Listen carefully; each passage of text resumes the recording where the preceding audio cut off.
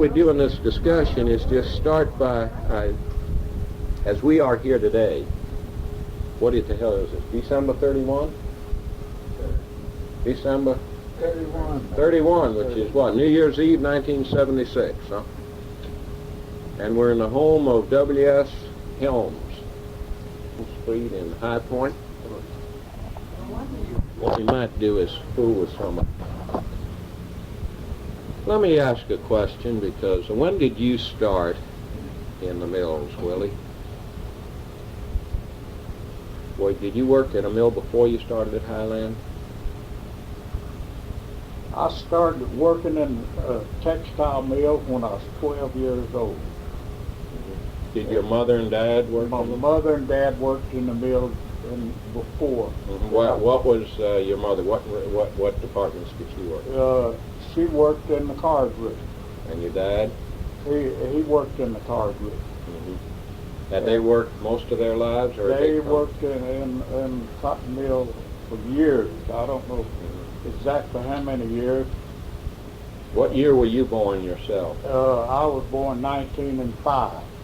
And as far as you know, they must have been in the mills for some time before you were born? Yeah, they was worked at Concord in the Cabarrus cotton mill in Concord. And were you one of several children? There was 12 of us in the family. Did most of you go to work when you were young? You started at 12? Yeah. Mm-hmm. Almost all the children started into the mills? Yeah. Pretty early. About the time of World War I or earlier in some cases? Yeah, First World War. I remember it mighty well. When the First World War broke out, I was in the Amherst cotton mill at Thomasville. Mm-hmm. Okay, now, the longest period you stayed in any mill was it Highland Mill when I first met you in the 1930s, or were you in other mills longer? Well, I worked at Thomasville from there till the Amazon, or which one? Amazon. Mm-hmm. I stayed there till came to High Point, September 13, 1933. Okay. That's when I went to work at Highland. Okay. And I quit Highland, I believe it was around 1945. And you lived in the mill village in most of these mills? I lived in the mill village at Thomasville, but here in High Point I didn't live in. But you were just outside the mill village? Yeah. You were only a few blocks, is that right? Just a few blocks out. Okay. How about you, Rob? What was your work history there? Well, I went to work in the mill, first work I ever did. When I was a young man, I imagine I was about 14 years old, and I was born and raised on the rural village. My mother and father basically all my life. Okay. And when I went into the mill, I decided there and then that as much as I was going to work in the mill, I was going to try to get on one of the higher paid jobs. Were you able to do that? Well, I was eventually able to get on one of the higher paid jobs. And I experimented with a lot of jobs. And I tried to manage, kept switching it from job to job, job to job. And I learned practically every operation in the mill. And but there was one job that, of course, I had preference to. You became a machine operator? Yeah, machine operator. And frankly, I enjoyed working in the mill myself. I love the people. As a matter of fact, in my estimation, some of the finest people in the world was cotton. And I worked many years in What is it that gives the people a sense of either enjoyment of their work or of cohesion or sticking together? Is it living together? The fact that they tend to cluster around the mill and work on the same thing? The community? Well, I'll tell you, in the last 20 years, the textile village where the people live together, that the company sold all the houses, all the textile companies. So the people got, they ain't together like they once were. Used to. You're speaking of an earlier era now. Yeah. In other words, you cannot speak about the kids who have come up in this period because they're an unpredictable thing. Is that right? That's exactly right. Haven't conditions in the mills changed as well? They're air conditioned and more modern. I mean, but let's deal with that older thing because we're otherwise going to be speculating, and you're from an older group. Man, you don't want to try to speak, either of you, do you, for just the mood of the kids that are 25 or 30 today? I mean, they're molded by TV. They don't live in the mill villages that much. Maybe you do want to comment. Tell us what you think. Well, there's no disgrace of work anywhere before I think it's as much honor to work in the mill as it is to work anywhere else. It's a matter of enjoyment if you enjoy it. But do you think most of the people enjoyed it, or did they regard it as a drudge too? I think a lot of people enjoyed it. I did while I worked in it. Well, you may have had a better paying job or a not more as matter. interesting work. It's not as much so as I enjoyed the job, but I enjoyed the people. Most of them, 99% of them that I worked around, I enjoyed it.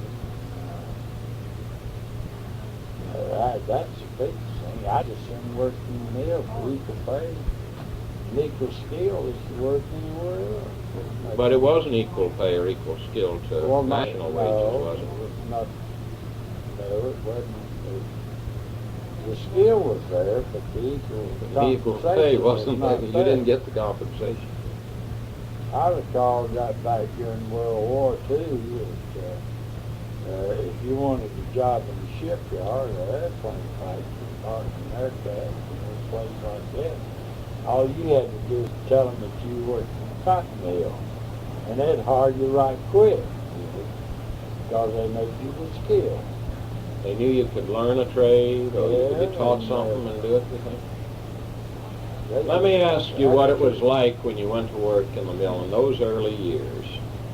First of all, who were the people working there? Were they generally the relatives and neighbors and friends as they were hired? In other words, if it was a white community that surrounded the mill, then wasn't it the children and the brothers and sisters of that mill village that the company deliberately hired? In other words, if a black kid came down the road or a farm kid, did he get on as easy? It was more of a family affair. So what did that mean? Were there blacks in the mills when you went to work? No blacks. Let's take Amazon and no blacks. None at all. How about outside? Except they had scrub women. Cleaning people. Cleaning. They didn't even. How about opening jobs and carting jobs? How about opening? Didn't they get the dirtiest jobs when they got them? Opening and a carting sometimes, or you know, as the process started. Didn't they sometimes? Well, you see what the company's done in the textile.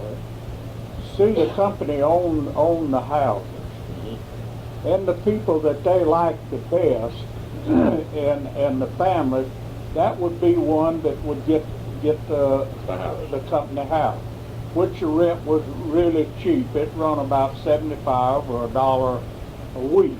That's all you had to pay. For 4 rooms? For 4 rooms. It was reasonable. But anybody lived off of the village, if they didn't like them, they didn't get a house. Okay. Because I worked at Highland for years and years. Your name was on the list for a house? I put my name on the list for a house not only one time, but I bet a dozen times, but I never got one. Do you think you were unpopular? You think your personality wasn't as good as Rob's? Is that a fair statement? Well... Were you more hostile to him? The only thing I can say that when the union came in there, I was active in getting the union in So there. at that point, they weren't about to invite you? Yeah, Really, they kept a. Okay. It followed me from Yeah. Thomasville over to here. That's Why? And- Had you had union trouble at Yeah, Amazon? Why? yeah. What was that? well. That was too early, the 20s, wasn't Yeah, it? but I was always trying to. You mean after Gastonia, was there a movement around Amazon? Yeah. Was that the same left-wing union that came in from Gastonia? You remember there was a left-wing Yeah, union at Gastonia? It was the same practice. I think National it was Textile Workers? Yeah, it came into Thomasville, and I was Mhm. barred and blacklisted. So that you think it was the same movement of either socialist or communist led out of Gastonia that came Yeah, out it this was way? the same thing. Only the reason why that I was lucky enough to get a job at Highland, Mhm. that I played ball. Were you a good ball player, Willie? Well, I was. All I remember is that I came along as a boy a little behind that, if you remember, Well. going to the square dances and all at Highland. But both your daughters were superb ball players, and I wondered if you hadn't coached them. You remember they played in all the women's leagues. Now, wasn't that one of the things? If you were in industrial leagues, you could get a job. Yeah, and as I was saying, that's how I got on at Highland. What did you play? What? Well, were I you your played infielder? second base, shortstop. In the infield generally. And you were a pretty good hitter? Well, I think I was just about one of the best hitters. You were. He got on base. You could get a base hit pretty Yeah. good. And no pitcher could fool you too good. That's right. Now, with that kind of skill, you think the industrial leagues, these companies were supporting, they like to get a good ball player in. That's right. That's how you got on at Highland. Okay. You think That's that is something? You think sports, in a way, the company's encouragement of it has been one of the reasons it has also remained a stable factor throughout these? It the has textile up until the last few years. What's the reason? They pulled back? Well, the company ain't interested in nothing now. I think. Only What are they making money. interested in? Making Well, they money. were then, weren't they? Well, I think there was a little interest in the people. I really What, do. the older generation of owners? Yeah, were? I really do. What do you mean? That you think before they sold out to these big conglomerate chains like J.P. Stevens, Yeah. Burlington, the smaller companies were more interested? Yeah. That's your honest belief? Yeah, I believe that. You have more experience in a sense of you were on the joint board for like 5 local unions, including J.P. Haynes. Did you see an unevenness this way? Couldn't the older companies be just as tough as the big ones? Or? Well, I believe, kind of like Willie, in the beginning, David Harr first pretty good at it, in order to have a little better ball team, a little better basketball, and get a little free publicity. They liked the Industrial League publicity over this. Their name was in it. It was always called what? You played on the Highland, Industrial League. and the Highland would be listed, and Helms with so many hits and all that. They had like it, they raised it like it, balls like it. The High Point Enterprise, the Greensboro Daily News, all these local papers ran that news if they didn't run the big major leagues, didn't they? I mean, that was covered well, wasn't it? Yeah, Industrial it leagues. was in there every week. Let me then, while we're on that, move you to some other issues and ask you. There were no black people at Highland Cotton Mill, or were they just cleaning people? What do you remember? Very few colored people. There were certain jobs that were assigned to colored people, like scrubbing the floor, bailing the waste. They worked in the waste house. And a few of them had done a load of freight cars, cotton. These were jobs that anybody could see were either lower because they were cleaning jobs or because they were dirty or in some fashion not as desirable, right? But they weren't in the main production. They weren't in spinning, weaving, carding. They weren't in the main production. Is that a fair statement? In the years you began in the mills? Well, I think that's one of the big reasons.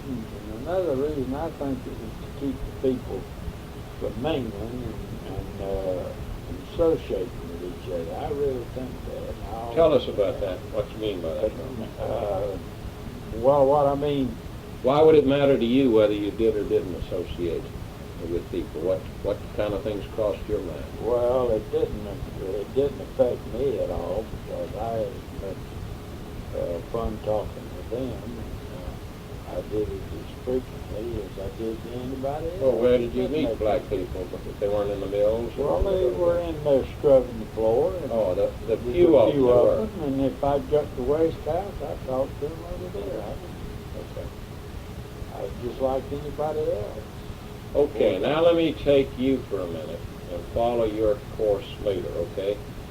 You were still in the mills, I believe at this point hosiery mills, in the 1950s and 60s, when civil rights legislation and government pressures on the companies come in to hire blacks. Is that right? Now, how about telling us how that struck you and what went through your mind? And Well, frankly, I rejoiced when I seen them coming in the mill because it was too much work in there for me to do, and I'm willing to always share work, and I was at that time, so I welcomed it. And one of the most amazing things was that it wasn't long before they become very skillful. Some of them became real skillful. Well, of course, it's just like any other group of people. Some of them were not too skillful. but it surprised you that some of them Sure learned did. a new trade as And, fast as they did. it surprised me how they were assigned to work with other people on whether it was a machine that required two people, one may be white and one black. And those people got along fine together. And we had what we call a board machine that boards stockings, ladies' goods. And we had colored and white girls working side by side on that same machine, one on each side of it. They got along real good, and when we'd have Christmas parties, we'd all enjoy it together. You can't There's speak nobody for, raised any question. you about can't it. speak for all the white people, obviously, but let me tell you what you hear, okay? That the reason was given by some people that black people were not hired earlier was that the white people already in the mill would not have wanted to work with them. Is that your own observation? Or where do you think it? Well, an employer told me one time that I was interested, and my union was interested in the FEPC. And we wanted that law passed to give people the opportunity to employ, regardless of race, creed, or color. And he advised me to advise the union to take just the opposite view and not pursue it, and actually protest and that kind of legislation, because it would be instances where a white girl had to work in the office with a black girl. He didn't refer to it in the mill. That's a fact. He didn't refer to working with them. Didn't refer at all to say anything about working with them out in the mill, but he did in the office. And I told him, I said, well, what's wrong with that? That would be all well and good. That's okay. And I told him one time that I was giving blood at Duke Hospital. And there's a black boy there side of me giving blood too. And I'd always been curious. And I asked the intern after if we gave blood to a colored boy that got up and gone. And I told him I was just curious and I'd like to ask him a question. well, now you took my blood and you took that colored boy's blood. Now what happens to those two pints of blood? Is there any difference in it? He says, only in blood type. He says, now we take that blood and we put it in a storage. And he says, the only thing that's any difference in it is the type of the blood. He says, we take the type, put that on there. And he says, you know, it's surprising that people come to me, especially the people that's wealthy, and say to me and say to the doctors that, say, now if I had to have a blood transfusion, I'd like for you to be sure that it comes from a white person. He said, well, naturally, we tell them that we'll try to do all we can to see that it comes from a white person. But he said, if their blood type, what we got, is the same, he said, we give it to them, regardless. He says, as far as we're concerned, he said, now the colored race had their blood type run more consistently of one type than a white person. But he said if the blood matches in type, we give it. Now, you know,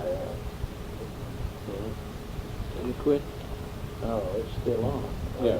I don't know what she's talking. Yeah, okay. Well, what I wanted to do to you, had said earlier something, Rob, that I thought was worth, you said, well, let me ask it to you another way, and maybe you can respond the way you did earlier. Wouldn't people be, how would you view blacks? Like that, after all, some of them have gotten pretty angry about the world, and the way the world has treated them. Would you have viewed that as an outrageous position on their part or anything? Well, I imagine I'd have been a little bit more outrageous than they were if I'd have been born black. But I consider myself fortunate in that respect because I was born white and poor. Because those people they've never had an opportunity. Some of the best friends I've got and always have had been black. Because I got a lot of white friends too. But when I'm out, when I want friendship, I don't look at man's color. Whether it's white or black, I'm seeking friendship. Anybody can qualify. Do you have anything from your experience? Well, I think mostly the reason why that the black people has got jobs in textile and all these, that the laws was passed. I really don't believe that they would have been working in the factories today if the laws hadn't been passed, because the companies always wanted to use the black against the white and the whites against the black. They had that for excuse to keep wages down. Because when I worked with the union was in South Carolina, that was an issue that some of the whites would say, well, this black man to make as much as I'm making on the machine. And I'd tell them, well, as long as he works in the factory, if he runs the machine and a white man run it, he's going to make as much as long as the union's in there. But I think that really believe that the only thing that's put the black people in the position they are is the laws was passed. Well, when you credit their own actions, which preceded Well, the laws, the civil rights demonstrations. They've done things too to get the laws passed. If they had to sit down and on the rump and waited for somebody to pass laws to help Well, them, let's they talk wouldn't about have- sitting on their rump, okay? The coal miners of this country, for the most part, are organized, as are the steel workers, the auto workers, the rubber workers. You would not say, either one of you correct me if I'm wrong, that you are representative of the southern cotton mill worker, young or old, when in North Carolina only 6 or 7% of them are pro-organized labor and organized into unions. I mean, actually, I can't say how many would be pro-organized labor, and I mean if a poll was taken, but they can't successfully, for the most part, gain majorities, right, under the National Labor Relations Act, if I understand right, right? Is that sitting on their rump? What's that amount to? How do you explain that behavior on the part of the typical Southern cotton mill workers? That was true in the 30s when I was with you all in the villages. It was true in the 40s when I was with you. And then you continued, you know, when I went over into coal in the 50s. It hasn't changed, has it? It's always been a minority of Southern textile workers that have believed in collective bargaining. Is that fair or unfair? Well, it's fair. That's exactly what it is. People nowadays are afraid that if they get out of a job, they have great difficulty of finding another one. And they're just fearful that if they don't hold on to what they got. It was fear, you're saying, then and now? That's They're what you just think not free. I know that they What feel like creates they'll- this fear? As more industry comes into the South. There's more industry, isn't it? More opportunities. Why are they? Is the race issue holding them up in some fashion, do you think? Is it the fact that they did have prejudices sewed into them that doesn't allow them to? Well, companies nowadays have got so many ways to check on you. They can follow you from state to state, town to town. They can get your work record and your what church you belong to, or whether or not you go to the church, what political party you belong to. Way before you could, just about the time you get ready to sign the application for a job. They get the word gets around, and they want to know. They got your history when you apply for a job. Well, I'm almost sure that what has put a lot of the black people in the textile, that the government had big orders in these plants, and they let them know that if they didn't put so many in these plants that they'd cancel order. Because I know that happened at Revolution in Greensboro. That was one of the cone mills. One of the cone mill. The companies was forced to do it. None of these companies would have never hired the black people if they hadn't had to, and the laws were passed, and the government got in behind it and made them do it. That's the only reason. Is it possible that the arrival of a black working force in textile, which now may amount to, 30%, something like that, of the workers? Something on that order, Yeah. okay? That it's so new that we still are in the middle. We don't know yet how it's going to come out. Enough white workers might join the black workers and soon have majorities like at Roanoke Rapids.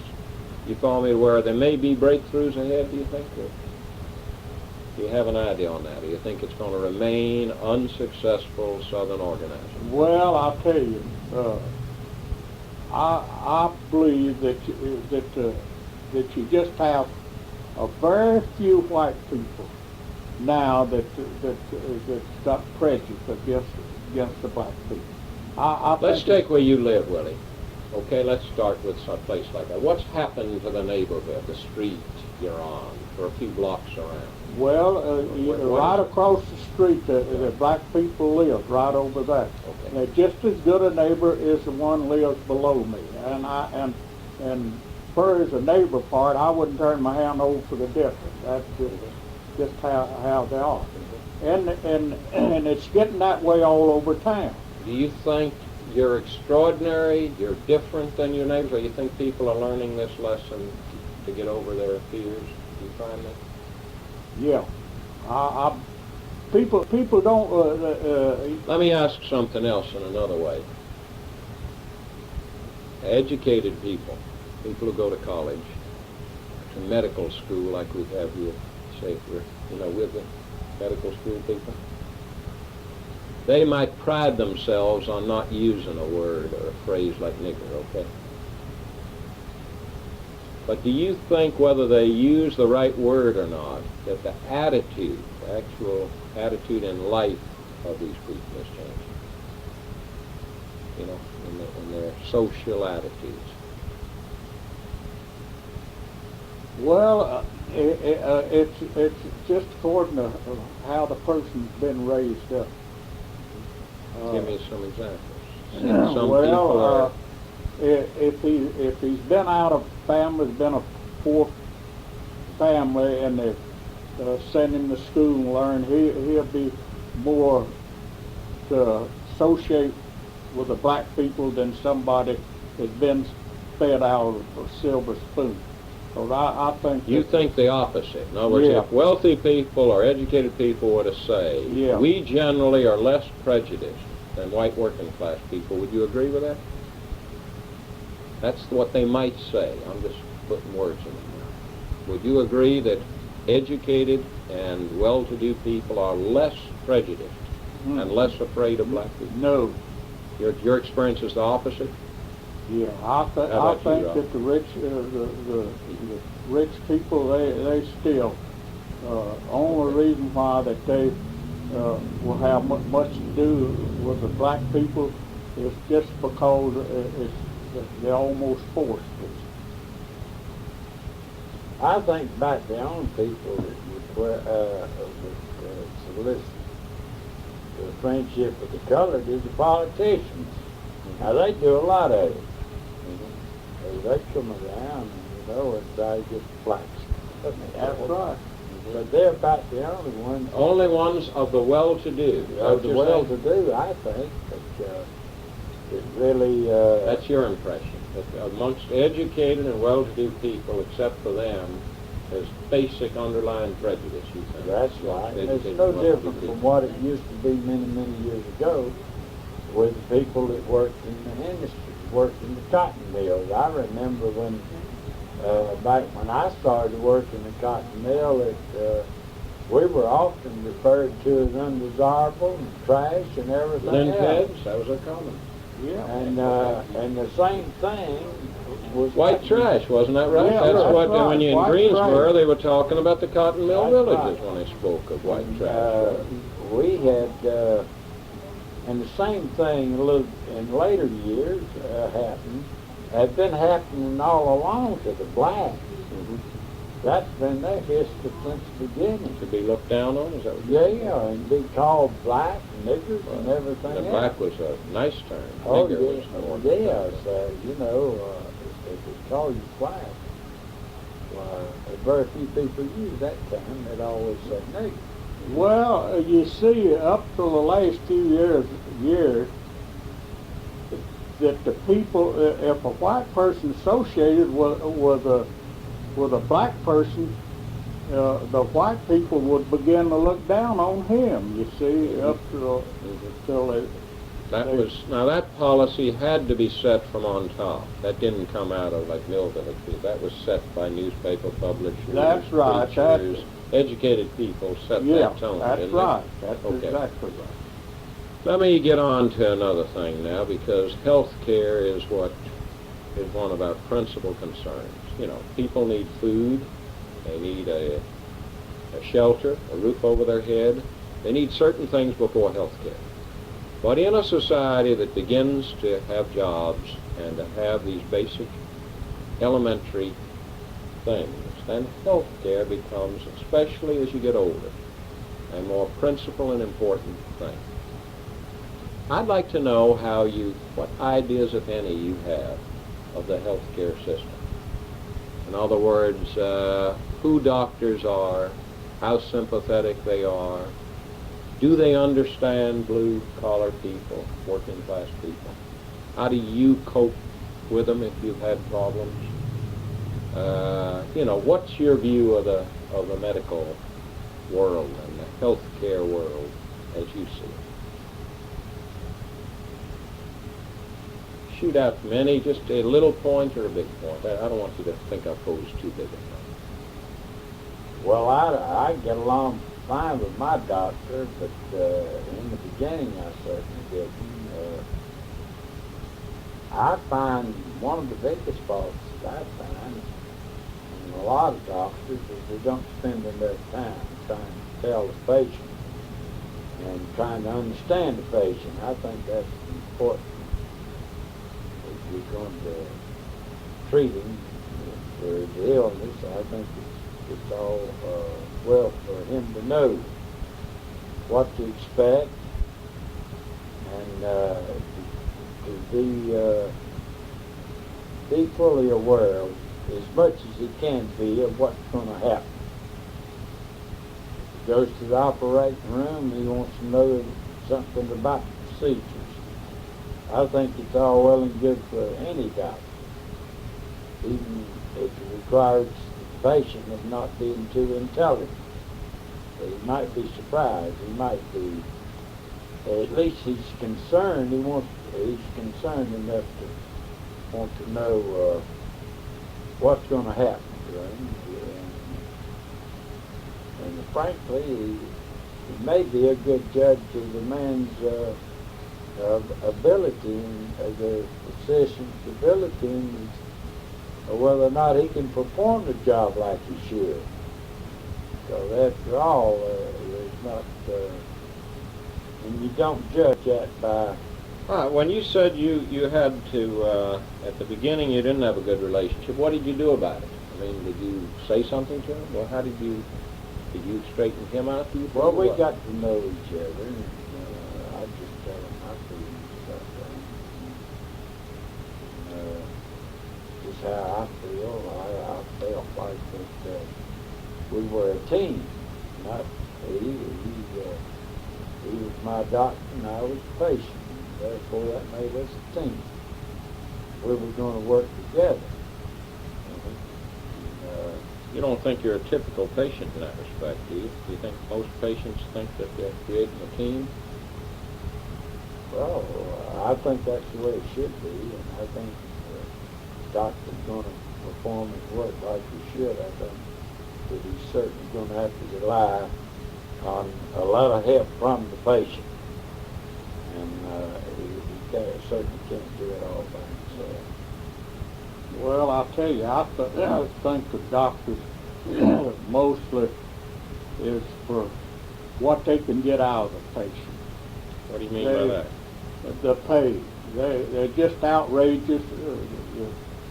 People go in, see a doctor, and they're charging way out a portion that for things that they do, and they have mostly all the doctors now have little stalls in their office, and they put these people in there, and they'll spend about 3 or 4 minutes with a patient to get them through there, and when they get out there to pay their bill, they'll owe, which I went here about a month ago, and the doctor looked at me, didn't even take my blood pressure or nothing, and he sent a nurse in look at me, and he said, well, come back tomorrow.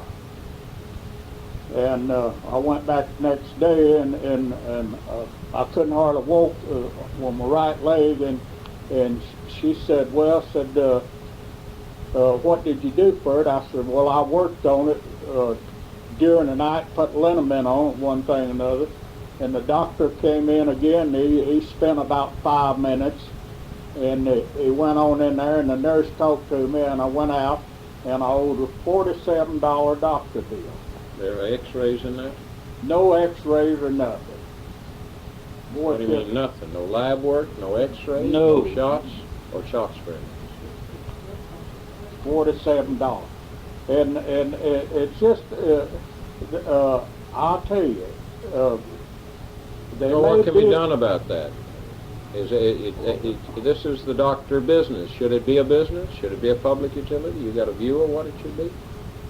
Well, it should be socialized medicine. So I'll tell you, the way the people can't go to doctors, and with the rates are, the people that would go to the doctors more, but they ain't got the money to go to the doctors because You've heard about England. You think a government program in which it Anything is... would be what they've got. These doctors want to make $200,000 or $300,000 a year.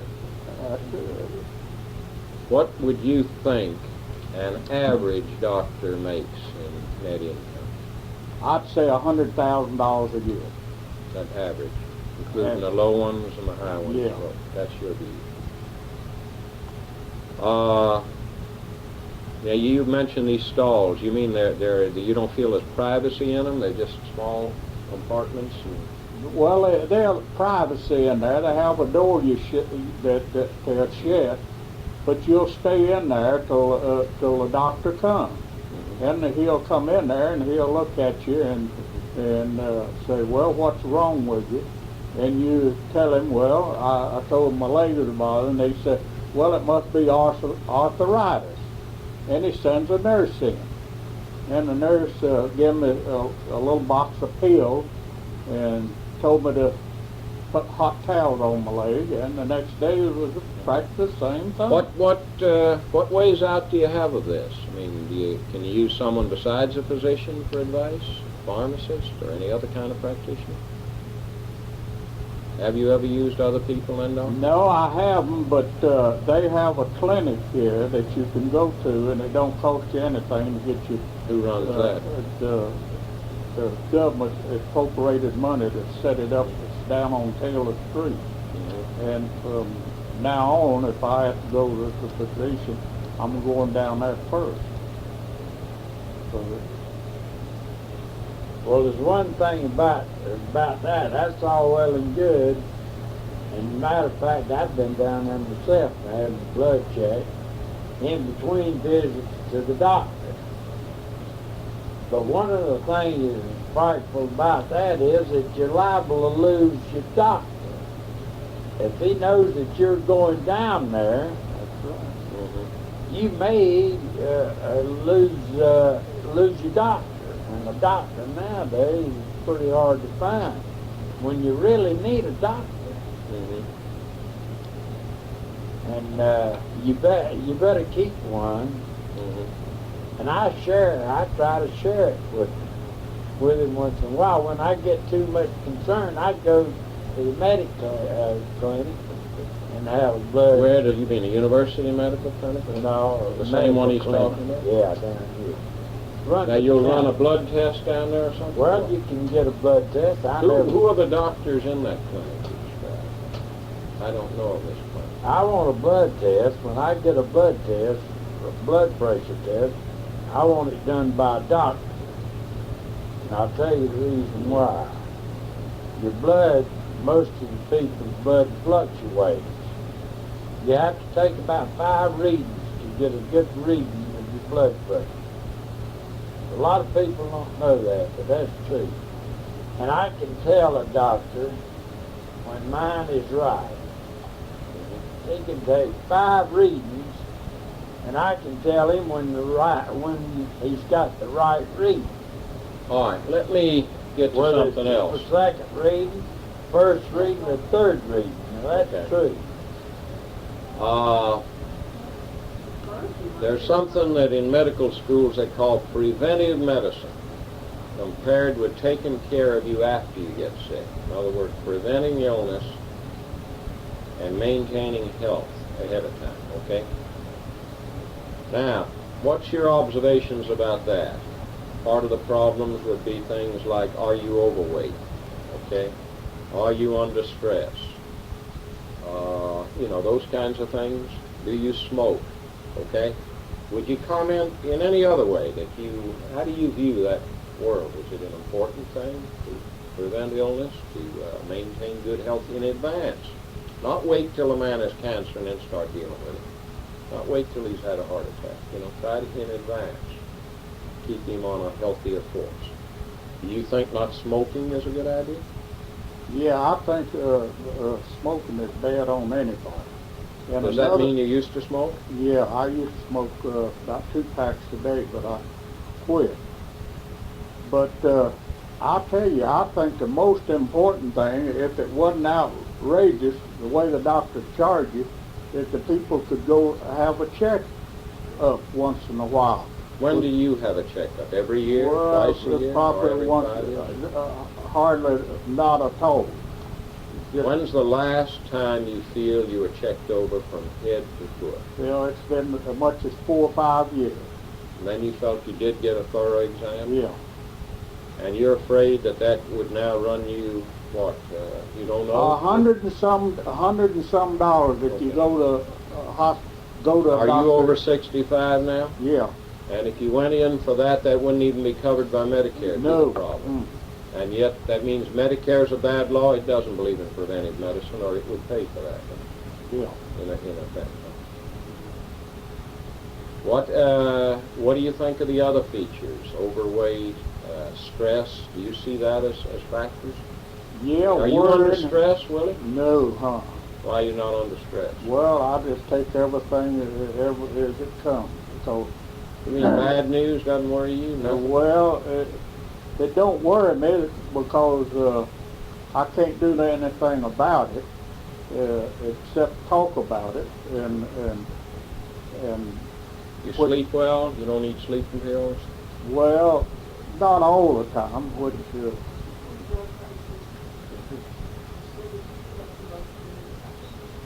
sometimes I have to get up during the night and sit here and Something's worrying you, Willie? That you no, said you don't have stress. nothing worrying me, but I just You're not sleeping well that night. Gas on your stomach? well, I tell you, Mike, what worries me is knowing people that not me, but old people is set on a set salary and they ain't able to work at all, and thinking about them people. It's bound to have a little feeling on You mean that they can't make it? They can't get medical Well, care? I know a man lives up the street. Yeah, he told me that he didn't get but I think it was about $80 some a month. No, $150 a month. That's what he gets. He pays $70 a month rent, and there's his fuel bill. And Some things I've observed in the way people have to deal with their lifestyle and the way they live. Many, many years ago, if you're willing to talk about it, what's the power company here, Duke Power? yeah, Okay. You think maybe their rates are too high, Willie? they're way out of They're way out of line. line. I remember when I was a boy, you had a solution for dealing with Duke Power Company. You think the whole world ought to adopt that solution? Well, they would if they could, but they can't no more. Wow, what was your solution back in then? Well, I'd Late run a wire 1930s. around the meter, but you can't do that anymore. They got it boxed in, and They got it fixed up so you can't run around the meter. yeah. You think that was the best solution for a public utility? It's charging you. Okay. Now let's take older people. You on Social Security now, Willie? Yeah. Do you draw any pension from the textile industry? No. You'd have to make it on Social Security Yeah. otherwise. You got no pension from anybody. Okay. Coal miner usually draws a coal miner pension, a black lung benefit, and Social Security, okay? The southern textile workers generally don't get any brown lung benefits. They may have it if doctors would study it carefully. And there is no law and no political pressure for them. They don't get a union pension from their industry. So they're living on Social Security. I understand you can do pretty good work in fixing up buildings. Is that right? Yeah. Now, what's the way around that? Social Security law is that you can't earn but so much, or they'll take away your Social Security dollars. Huh? Well, you see, Well, how would you advise that old man if he could make a few bucks? Should he be take it in checks? and Well, then if employment?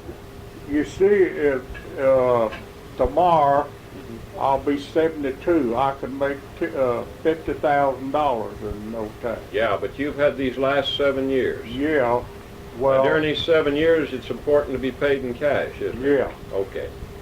Now let's take Mr. Parker here now.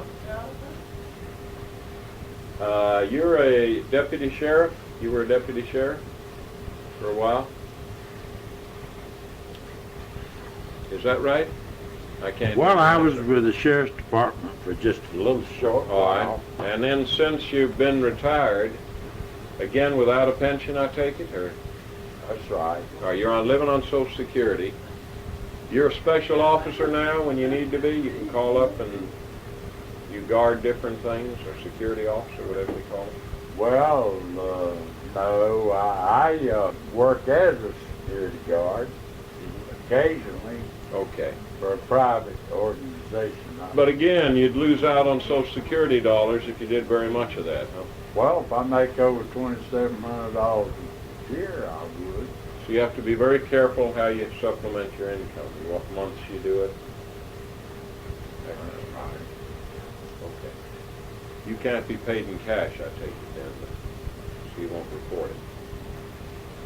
Well, no, because the employer is to his advantage to pay him by check, and he's going to do his advantage. Well, now back on health care. I wonder if you have any views about, what kinds of people do get sick. Of all the factors, what do you think contributes most to illness? Got any idea of what we could control? You say it's a good idea to give up smoking. Yeah, smoking's no good for anybody. It's just A little alcohol's all right, you think? Wine is good for the stomach, say? well, I don't think a little alcohol will hurt anybody. You can drink too much of it and it'll hurt you, but just little I don't think hurts Okay. anybody. We've all been overeating over this Christmas and New Year's period, you think, probably? Yeah, probably have. Overeating is not a good idea? I don't think it's too good.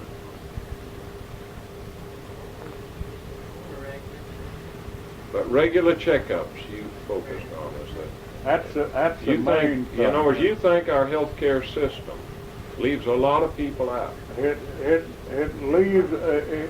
Let's take your neighbors. What do you know about them? People around here, this is a working class They never area. have a checkup. People don't. They What? just They get seriously ill and then they go to a doctor. That's right. That's the only They time they go to the they don't have the money. All right. In other words, we blame them in the sense that they should have enough sense up here to have a regular checkup. But you're saying the system is to blame. The system is to blame. It ain't them. If it was so that they could have a checkup, they'd have it every 3 months or every 6 months. You think they would? You think? Yes, sir. They plenty of people would have a checkup if they had the money to have it, but they just don't have it. Do you think you need more doctors even in towns like High Point, even though you're not rural areas and isolated areas? Do you think there's a lack of ability to get a family doctor for yourself? Yeah, You want one? it is. You can't get a doctor your heart. Then what would be the way to improve the system? You said socialized medicine before. You're not afraid from a patient's point of view of what would happen. What if it cost you Social Security? You're no longer working. Suppose you were still working. Cost your children who were working. Your health is more than the money. A person's health, after he's done passed beyond, what good is the money? If he can improve his health, but people paying a little more money, it would be better on them. Because Do you enroll in Part B of Social Security out of your checks? In other words, I don't know if you're over 65 yet, Rob, but there's an option. You get your hospital care when you get 65. yeah, But then you take Part B, it comes out of your salary. That gives you medical care after you pay the deductible. Yeah. But you're still saying that that is not a good system. You've been under that Medicare these 7 Yeah, years. it's just, What have the doctor's fees gone? Steadily up during that period? they up. All the time, the inflation. And the result is your deductible and 20% you feel like is just outrageous. You can't afford to. That's right. You People don't just, make enough money to have that. and even people working can't afford it. They ain't on a set income. Even people that's got jobs, they can't go have it. So the Sir, cost is anything you want to add, Rob, or is there anything either one of you want to deal with about the people of textile that we haven't dealt with? There's something about the The way they Medicare do that ought to be explained, and Medicare is, they say, I've never used it in hospitals by being a patient in the hospital. They say that's where it really benefits you. But I think people sometimes lose sight of the fact that the recipients, they pay about $85 a year for Medicare themselves. But when you You pay more than that if you go in the hospital. yeah, but when you plus 100, Well, it's going to be now 100, and it's 20, gone I up think. again. One more jump, 100 and maybe 40. but the Twice doctor, tomorrow. the What's it going up doctor to? charges 77. you It's going up. so a great deal more than what Medicare will reimburse you for. In other words, you're paying more than the 20% after you pay the deductible because they won't pay his reasonable fee. They've got it geared up. They don't pay 10% of it. Now, I pay my doctor. They'll say, well, we pay what? I say, how do you calculate it? Yeah, I live right there at Prudential, and they have Medicare right across the street. I said, well, how do you compute it? How do you determine whether you should pay, or I should pay my doctor $8 for a blood test? Or, Yeah. well, let's say we go by an area. I think, we understand it's called the usual and customary, the UC system. They adopt an average, and that lags behind, and your doctor may have gone up like that, and they're down here. So you're not only going to pay 20%, you're going to pay that whole difference between what they're paying and what he's charging. And I asked the girl over there, one told me that here a while back, and I said, where can I get it done cheap? I won't She get wasn't able to help you with that, is she? She wasn't able to help me with that. She didn't know where I could get it done cheaper. I said, now suppose I can find a place to do it cheaper. And maybe as well. Maybe as good. And what am I going to do about my doctor now? I may want to need him to go back, because he's got my record over a period of 25 years. And I may well have to go back to see him now. Right. And he may not want me back. Then I'm going to be in trouble. Either one of you want to add anything else, or I'm going to just put